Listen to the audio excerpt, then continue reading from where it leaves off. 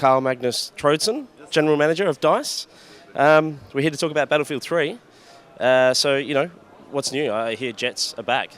Well, there's a lot of things that is new with Battlefield 3, I would say. Jets is definitely one of the things. The return of jets, we like to call it, since they were in Battlefield 2.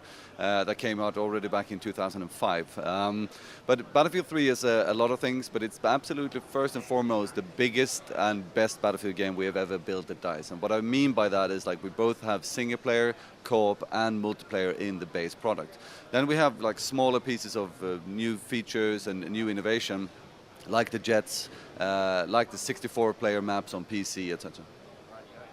And you're working with Andy McNabb on this one. What did he bring to it? And was he your ace in the hole against, say, Modern Warfare 3?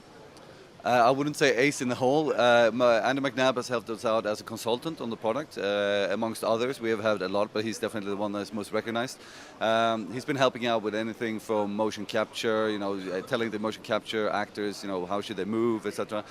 Giving advice on the VO, for instance, like how should the voice actors actually talk, because he has a lot of knowledge, him being an ex-SAS operator. Yeah, so it definitely helped the product. And now he's also writing the book called The Russian, based on one of the characters in the single-player campaign called Dima Mayakovsky, a Russian. We haven't announced much more about the character than that, but yeah, that's going to be interesting.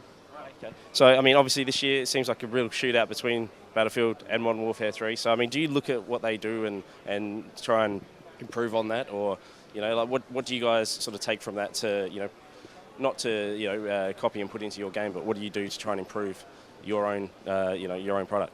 Well, as a game developer and us being specialized in the FPS genre, of course we play all the games out there. But I mean, it's more of keeping up to date what people are doing, what are the trends, what are the improvements, etc. And as I bet all developers here do.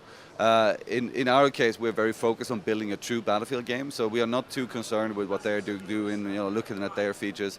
We're building on the core brand pillars of Battlefield, meaning that it's large open environments, there's going to be tons of vehicles, it's a focus on team play, and then we also have the all-out destruction in there.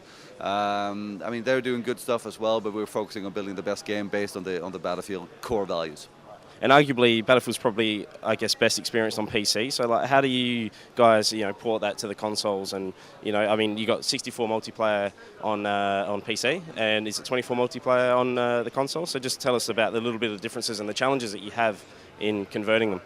Well, we've learned a lot from the two Bad Company games that we have released, so we have a lot of experience from the console. I wouldn't say that Battlefield 3 will be best experienced on PC. I think it depends on what kind of taste you have. I mean, if you're a console FPS player, you should definitely play this in console because it's going to be a great console game. It's going to be the best one we've ever done, the prettiest, you know, the best Battlefield game on console. But we do have more power on the PC, meaning that we can do more things there, like 64 players, and if you have a high-end graphics card, a powerful computer, you can do more with the graphics, etc. Now, don't get me wrong, the console versions are going to look very good as well, so people shouldn't worry about that. Okay, and just about the Frostbite engine, I mean, what does that allow you guys to do, in particular with Battlefield 3? Well, the Frostbite 2 engine that we now have built for Battlefield 3, we did have Frostbite 1 when we created Battlefield Bad Company 1, and they used it in Battlefield 2, Battlefield Bad Company 2 as well. It leaves us with a lot of options.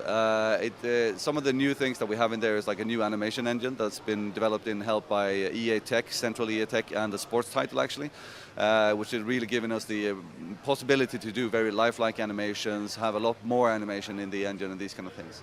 Another key part that Frostbite 2 brings to the table is the fully dynamic lighting, meaning that, you know, it's new for us. We haven't had it before, and it really makes a big difference in how the games actually look. Then, of course, you can have more destruction and all this kind of large scale and these kind of things that Frostbite 2 really enables us to do. There's also things on the back end that helps us as developers with like faster pipelines and better tools and these kind of things. Okay. Well, thank you very much. That's all we need. Thank you. Thank you.